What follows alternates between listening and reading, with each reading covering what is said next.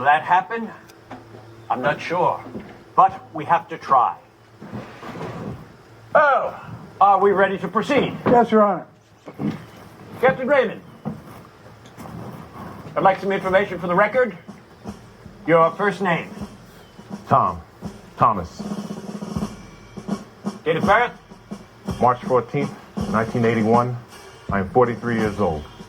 And you are married? Yes. Any children? One son, Frederick. He's almost 2. No other children. And what is your billet? I was assigned to the 105th Airlift Wing at Stewart Air National Base in Newburgh, New York. You are a captain in the United States Air Force. You have been relieved of your duties and are currently being held in custody. Is that correct? The Air Force is waiting for the outcome of this trial. Very well, thank you. Prosecution, please read the charge. Thank you, Your Honor. Captain Thomas Raymond is hereby charged according to Section 154A, Paragraph 1 of the U.S. Air Force Code of Criminal Procedures that on the 29th day of January 2023, above the village of Rockland, New York, he used deadly force to kill 170 people. The charge states that at 7:21 p.m., Captain Raymond used an air-to-air guided weapon system to shoot down Delta Airlines flight number 3105, which was at the time en route from Miami to Newark Airport in New Jersey. He is hereby charged with the crime of murder. May I speak, sir? Please do. Captain Raymond, in this trial, you are charged with multiple murders. Now, my role in these proceedings is beyond unique. I've been appointed directly by the Secretary of the Air Force as an independent jurist without any military connections to ensure, beyond any reasonable doubt, that these proceedings are fair and that your rights as an American citizen and as a valued senior officer are protected. Accordingly, I am obliged to instruct you that as a defendant, you may defend yourself either by providing testimony or by remaining silent. You are not obliged to give any testimony. If in the face of these charges against you, you do remain silent, this court cannot use that against you. Do you understand that, Captain? Yes, sir. Very well. You've certainly had these opinions from your defense counsel. In your preliminary hearing, Captain, you made a full confession. How do you wish to proceed today? Will you give testimony today? I'll be making an opening statement on defendant's behalf, Your Honor. Fine, but you may remain seated. I prefer to stand, if I may. You wish. Very well. Esteemed judges, Captain Nelson, ladies and gentlemen of the jury. Every one of us here remembers where we were on September 11th, 2001. We all remember when we saw those images for the first time. 2 planes flying into the World Trade Center. A 3rd exploding at the Pentagon. A 4th crashing in a field in Pennsylvania. We can all see in our mind's eye those people jumping to their death from burning skyscrapers. This was a terrorist act of mass murder. But we learned from this terrorist act. We understood that we needed to be able to protect ourselves. Congress agreed that if the worst did happen, the Secretary of Defense would be entitled to use armed force even against a passenger plane with innocent people aboard. In the most extreme cases, a hijacked aircraft could be shot down. Now, what happened here? Terrorists hijacked a passenger plane. They wanted to crash it into a football stadium in Philadelphia and kill 70,000 people. One man had the courage and the power to act. And he did act. He shot down that plane. All 170 people on board died. That is the charge that has been brought today, and the prosecution is correct. Captain Thomas Raymond did do that. He killed those 170 people, men, women, and children. He weighed the lives of 170 innocent people against the lives of 70,000 innocent people. My client has freely admitted that. And yet he's been held in solitary confinement ever since. But the question of this trial remains, was Captain Raymond permitted to kill those 170 people? Are there situations in life where it is right, proper, and prudent to kill people, where anything less would be absurd? Of course there are. We have to accept that in our world today, the most unimaginable and terrible things are real. We have to admit that there are limitations to our laws. You, ladies and gentlemen, as the jury, have to recognize these realities and take them into account.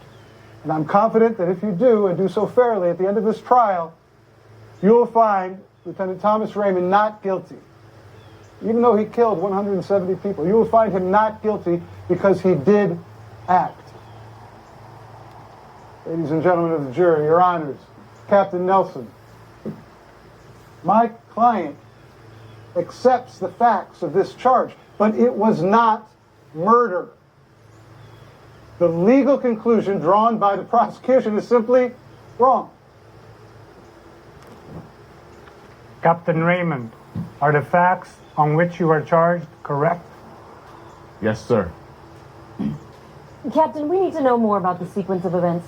Are you prepared to answer further questions? My client will not be testifying at this time, although we reserve the right to do so later. Very well. As you wish, counsel. Then let us begin hearing the evidence. Since the defendant has already confessed, I've only called one witness. We may move to call a rebuttal witness, Your Honor, if after hearing this testimony. Of course, Counselor. Oh, first. Excuse me? My client has been in solitary confinement, a brig, for months now. I can't release a mass murderer. You can, he's not going anywhere, you just don't want to. Gentlemen, please. This isn't about saying please. You're out of line, Counselor, not to mention rude. This isn't about manners either, Your Honor. Defending a murder case is not a popularity contest. Well, that's lucky for you. We'll proceed now. Court calls Colonel Brooke.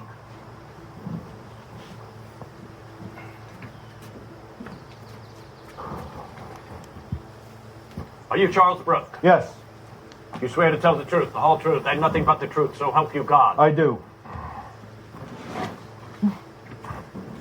Please be seated. Please state your personal details for the record. My name is Charles George Brooke, Your age, 49 years old. and where do you live? St. Augustine, Florida. Are you related to the defendant in any way? No. Your profession? I'm a colonel in the United States Air Force. Thank you very much. Colonel, according to the rules made by the Secretary, your truthful testimony is required, but you may refuse to answer any questions related to national security. Is that correct? Yes, that is my understanding.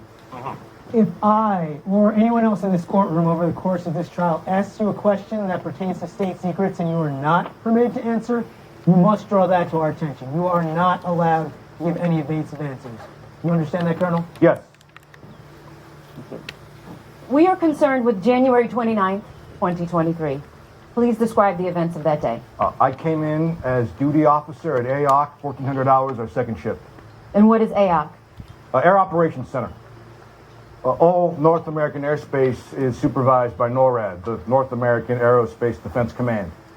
NORAD uses a system of satellites, radar, and fighter aircraft to detect, intercept, and if necessary, engage any airborne threats to America. And what is the task of a duty officer at AOC? The duty officer is the Chief Air Force Staff Officer in charge. And who is employed at AOC? Mostly Air Force personnel. We have officials from the Department of Defense, Homeland Security, the FFA, so on. They monitor all American airspace. How many people altogether? Between 60 and 65. And where is this command center located? NORAD's home base is located in Peterson Air Force Base, Colorado. We have 3 additional bases, including Tyndall Air Force Base in Florida. And that's where you were on duty on January 29th. Tyndall, yes. Colonel Brooke, please describe to us precisely how airspace is monitored. We use radar, ground, and air base. We can access information from civil aviation, local, federal defense agencies, including the FBI, state police. We also can receive information from Secret Service relevant to air traffic. All this combines to give us a complete overview of any situation. And we are constantly on the lookout for renegade activity. Renegade activity? The term renegade refers to any civilian aircraft pirated for terrorist purposes. The internationally accepted term is renegade. And how do you find out about such a case? That's the most difficult part of our job. We keep in contact with every aircraft and we look for irregularities. Such as? Aircraft going off course, the automatic recognition system being switched off, or simply a break in normal expected radio contact. Does that happen often? Well, 3 or 4 times a day we get irregularities. Though hijackings have become very rare, we need to check on each of them. What exactly happened on January 29th? Well, it's pretty straightforward. Straightforward. How? Well, we received an unusual message from Delta Flight 3105. The pilot said he was ordered to divert the aircraft to Philadelphia International Airport. Then the pilot said that he was forced to announce over the radio that the plane had been hijacked. And what happened then? We stood by, expecting him to squawk at 7500. Squawk 7500? To set the 4-digit transponder to 7500. It's the internationally accepted signal for active hijacking. And did you get that message? Oh, in this case, the transponder was switched off, but we could see on our radar that the plane had drastically changed course and was headed towards Philadelphia. And what did you make of that diversion? Well, first, we contacted the Secret Service to see if the POTUS was in New Jersey or nearby. POTUS? The President of the United States. The POTUS was in the residence. Then someone in the room had pointed out that there was a football game in Lincoln International Stadium in nearby Philadelphia. Did you assume the plane was headed to the stadium? We don't assume anything. Of course. What did you do then? Well, then we received another transmission from Delta Flight 3105. The pilot said that he was forced to read a text out loud. And what was this text?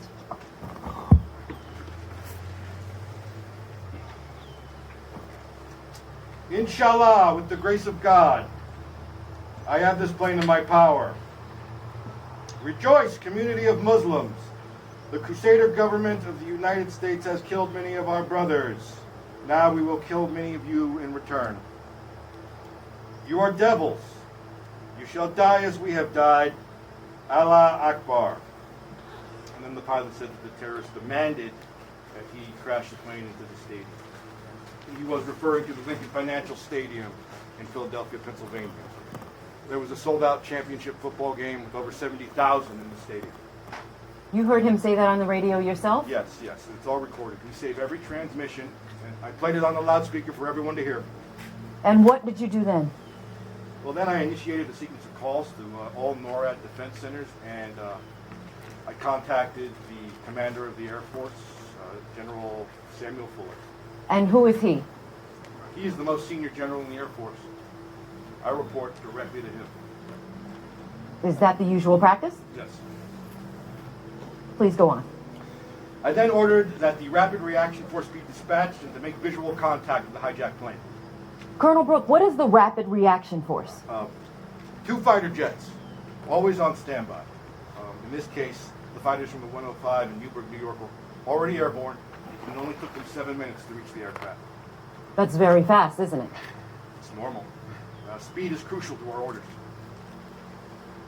Who were the pilots on the Rapid Reaction Force? Captain Thomas Raymond, First Officer Patrick Weinberger, following in the chase gear. The Rapid Reaction Force is staffed in such a way that the older, more experienced pilot can fly with the younger.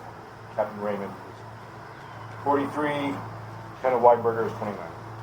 I see. Let's go back to your call with General Fuller. What were his orders then? Well, first he wanted to know if we had initiated visual contact with the hijacked plane. And what was your response? Affirmative. The officer had reported that they saw a man in civilian clothing standing in the cockpit next to the pilot. co-pilot had already been murdered.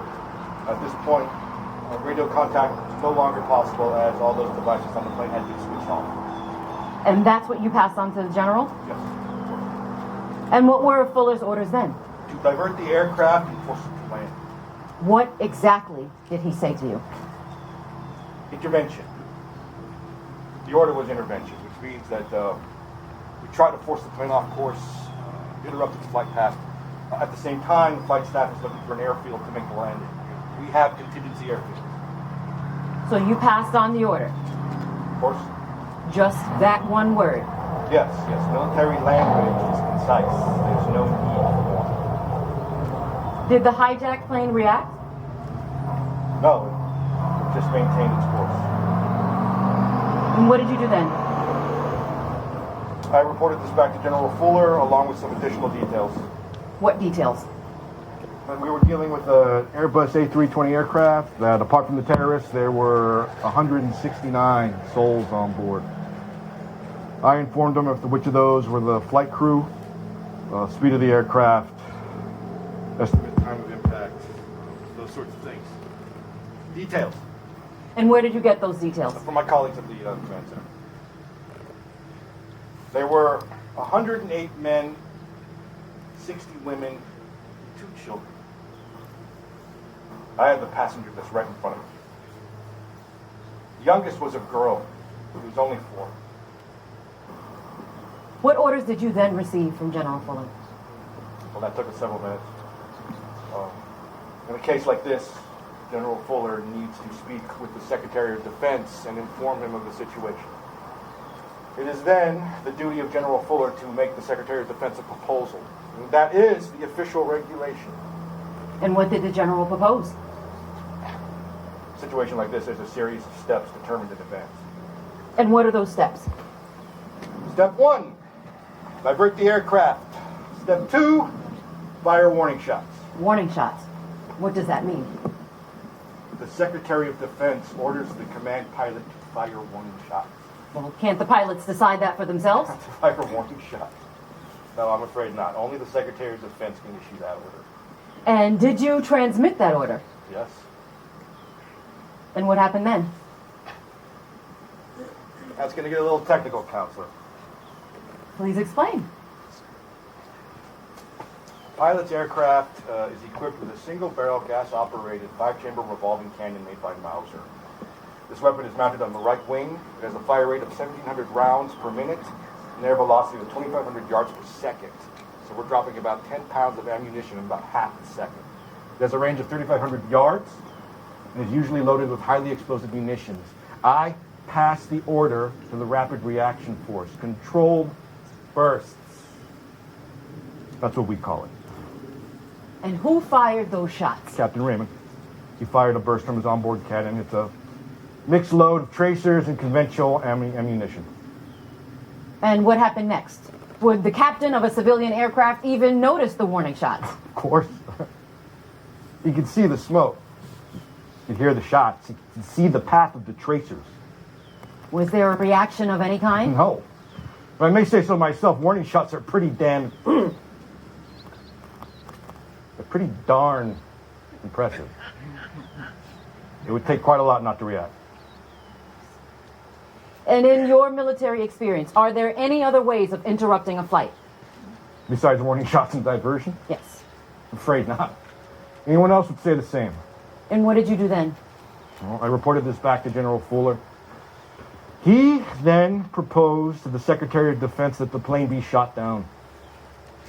And? Secretary of Defense rejected it. How do you know that? Samuel Fuller told me. Negative to engage. Did the general make any comment on the secretary's decision? I'm sorry. Well, for example, did he say, well, unfortunately, he rejected firing or something like that? No. Had you expected that decision from the secretary? I had no expectations, ma'am. That's not in my job description.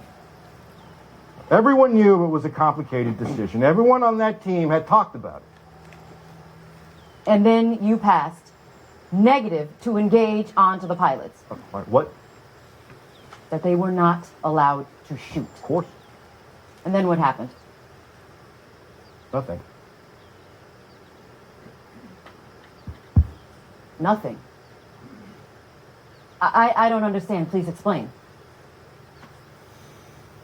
Just stared at our screen. There was nothing else we could do. Everyone on that team was hoping for a miracle.